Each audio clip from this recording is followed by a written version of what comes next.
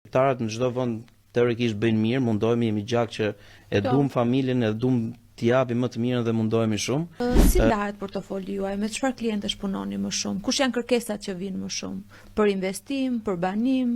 Unë aktualisht kam rreth një vit që kam filluar menaxhoj një projekt rezidencial në gjirin e Jalës dhe klientelat e ne rreth 25% që janë klientel shqiptarësh që jetojnë në Amerikë. Diaspora e Amerikës është një nga tregjet më të forta ekonomike që ka diaspora, pra me këto zhvillimet që ka pas Shqipëria, një nga pikat që mori apo ne na dha shumë input Blersi, që ka qenë pjesa e këtij lajmi të investimit strategjik të Kushnerit, është apo s'është strategjik, nuk e kam iden, por që ishte një lajm shumë i rëndësishëm për ata që fillon të googullu për Shqipërinë, që si ka mundësi që dhëndri i presidentit që po vinte në detyrë po investon në një vend si Shqipëria ku ne kemi ikur dhe duke parë që pati shumë zhvillim. Pra na dha një dorë Donald Trump, jo?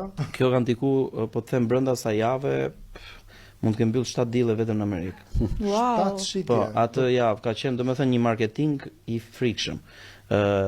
Një nga Faleminderit Donald Trumpit.